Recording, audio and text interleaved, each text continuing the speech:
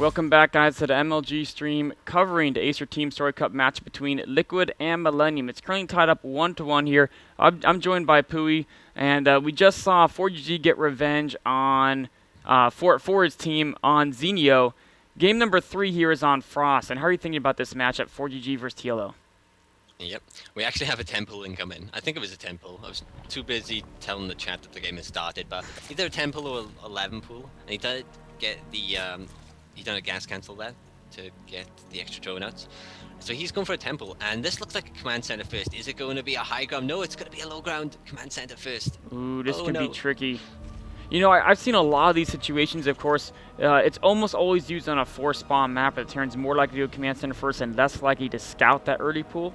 And so it's a great choice by TLO, and I love the fact that he went for the 10 pull instead of the 6 pull, because if you go for the 6 pull, there's things like a Terran can just like hide a bunker at a random spot by like some 5th base and like lift their buildings and still be ahead if they can just evacuate everything. But with a 10 pull, you know, 4G can't afford to take too much damage because, of course, behind his TLO already has a Queen on route, and then with those injections, he can quickly catch up in drones and even get his expansion up. Oh, 4GG. The little gap between the tower and the smoke, he goes through that, so he doesn't actually go to the watchtower. Otherwise, he would have seen the Zerglings, and this is gonna be pretty brutal. I haven't seen this in a while, so I don't know exactly what's about to happen. There is no depot at the top of the ramp, so the Zerglings could probably run onto the SCV and the rest into the main. Oh, no, to that. Yep, he definitely wants to stop that SCV from finishing the command center. That's very, very critical. And oh, if he can stop the barracks from completing, that's great too. Now, of course, if 4GG had the wall at the main, that would have been ideal for him. As is, he can fight this off with just SCVs, but without finishing the command center, he doesn't have the supply to get a Marine until he gets an SCV killed. So just now he was able to free up that supply, canceling SCV, and now he's having to pull a lot of workers because he cannot afford to lose that command center. Oh, 7 workers, 8 worker kills so far. The Marine is in production, soon to pop, and he does run his SCVs into the main. And just a couple of them at least. 3 Zerglings out here, gonna try and get some more kills. They should just get cleaned up. But that was worth it, yeah? I can't say exactly, but I'm guessing you know. Yeah, I mean, it definitely gives TLO an advantage now. Wow. It's not like an instant GG advantage. If you look at the worker count, it's 20-11. And TLO's natural isn't quite done yet, but it's on the way, and he should be taking a 3rd base momentarily. But 4GG does have 2 orbital commands, or he has one on the way and one more already done. So he was definitely battered by that. It's not over by any means, and he can definitely make a recovery. He'll probably take quite a risk, do you think, to try and get back into it or do something funky? You know, some players would, but on a map this big, I guess any risk would be just taking a really fast 3rd CC because it's pretty hard to do like a time attack on this map as Terran. It's just, especially cross map, it takes so long to get across the map. I don't see him going for anything like that. He may just say, you know what, I'll just kind of survive. And then, you know, once both players get maxed, even if you're behind, like they have a little more bank than you, you know, if you have so many units on the field, there's always a way to make a comeback with good like drop play or tactical play. So he may just play it standard and just hope that he can get a lot done with either drops or Helene arrests. Yeah, now he could actually do a little bit of damage. These 4 Marines moving across the map, this is like nearly all he has. He's like, well, let's go see what's going on. And TLO's not going to spot this. He has no Zerglings on the field, nothing at the tower. So if he actually gets towards the natural, he may get like a couple drones, maybe an overload, maybe a queen, and that, okay, it's not going to get him even, but it'll at least make the wound a little bit less painful for him. Yeah, we can see he's already getting that 3rd command center, so definitely trying to macro his way out of this. He's going to get this overlord, I think. Yeah, this overlord's going to go down as long as the queen's trying to save it and realizes it would be going down next if it stepped off creep. So we see 12 Zerglings being made by TLO. So 4GG, not only did he get the overlord, but he forced a decent reaction from TLO with him getting a little paranoid about a potential attack. Yeah, definitely. That does, you know, it does make a little difference. There is a Baneliness in production, Zergling speed to follow it up as well. Okay, for some reason I was about to say, where's that 3rd? But the drone is on the high ground, just overlooking the cliff, having a little bit of sightseeing.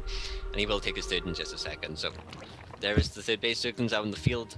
And of course the Marines are headed back home very slowly. But 2 Hellions do pop, and if TLO's not careful, they will fry all these slow lins pretty easily. 10 more Zerglings, 12, 14. I think he's going for a bust. Yeah, he's still. In fact, I think he just canceled his lair after it would scan. So we did see 4GG. I believe he scanned a lair being Oh constructed, yeah. and then it was canceled. So 4GG thinks it's TLO just playing a standard macro game, but really, like he said, he's going for a massive bust. Now, the Hellions can keep track of these speedings and maybe see more and more coming in. They'll be okay. But now that speed's done, the Hellions have to be careful themselves. Yeah, no, nearly getting caught off guard there as they try to intercept the Zerglings, and they will eventually clean this up. But one Hellion may fall. Nice Michael keeping that alive, but the rest of the Hellions come from the side and they will fry this all up. Yeah, he's actually. He's gotten a ton of Zerglin kills for no losses so far. That's going to take some of the sting of this attack out. But 4GG is keeping his units out here, so he hasn't spotted these units at the watchtower. The Banelings morphing in. There are 15 of them to be exact, and if these Hellions run across the map, they're not going to be here to defend, and that is going to be very important as the as the bunker is part of the wall, so it's easy to blow up on. Oh, and the Hellions are actually checking to intercept their rally. They're not here to defend against the Banelings. The bunker goes down, depots go down, the SCVs are running for their lives. Now, if he can get the Hellions back in time, he may be able to stabilize. If he doesn't lose too many SCVs, he's actually going to be ahead with a triple mule against a low tech Zerg. Alright, the Banelings blow up on a reactor or attack lab. I don't know exactly what that was. I think it might have been Stim. Zerglings getting into the mineral line. The Hellions are very, very close, but there is a lot of SCVs here. Actually, a lot of SCVs. But how many kills can the Zerglings get? The Hellions reinforcing. They're very, very red. They need to be repaired. You know, there's a lot more Zerg streaming across the map, but with 4 Hellions out, if he can get a few more out, of course, right now he's having trouble because he lost so many depots, so he can't even rebuild his army. He may have to give it the low ground, but he's actually going to try to hold it with Hellions right now. But as you mentioned, they're so low in life, Speedings could probably surround and take them out. Yeah, we do have 10 Banelings morphing. Some of them just finishing up. They're rolling forward. There are 2 more behind this as well, and he stopped repairing them. And I don't really agree with that decision, as now this puts 4GG in a very tough position as the Banelings rolling forward. They do blow up on some of the SCVs. He's trying to get them to blow up on everything but the Hellions and Zerglings. Oh, a nice connection there. The Zerglings get to surround 2 Hellions all left, and GG does get cold as the last 2 get surrounded. TLO with some nice aggressive play there, mixing up, of course, TLO, a veteran of like pretty much every style out there, and he started with that temple, and like you said, you know, 4G kind of had to take a little bit of a risk, and he chose to go for the very fast third command center, and unfortunately didn't have quite enough to defend that mass speeding baiting bust. Yeah, definitely. And that was followed up from the 10 pool and stuff like that, so it did add up. Yeah, it was kind of a culmination of factors there. Yeah.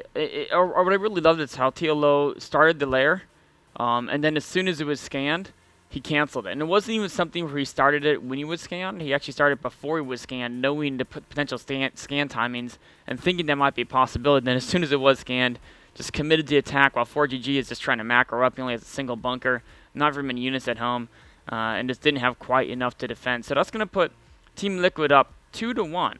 And now we'll have to see who does Millenium use up against TLO next. TLO, so they have... Ooh, they do have Baby Knight as well. Baby Knight, I keep forgetting about him. Is the new acquisition for Millenium, but his PvZ is pretty good. It's 4GG, because it's mainly 4GG, Baby Knight, Goshi user, Adele Scott. Daishi, and then of course they revive, normally 4GG. Yep. So, I know, I think Baby Knight could come out. Yeah, I could see Baby Knight. Yeah, I think that's probably the most likely. Now, they picked him up recently. I don't know the rules on how, like... He's eligible. He's eligible? Okay, yeah, so I think that's likely. I think it's probably him. I mean, it's him, Ghost User, or Adele Scott, right? I don't know if Adele Scott is super active still. But I know he used to be one of their top players. Yeah. I don't think so much. I think he's mainly broadcasting now. Okay. I know he casted some things. Yeah, he's kind of transitioning, so probably won't put him out. Alright. In the chat, they've said that it's going to the European server, so I'm guessing it's Baby Knight because Gosh uses in California. Yep, that's exactly right. So we're going to see a PvZ coming up next, Baby Knight against TLO. That'll be coming up in just a few minutes.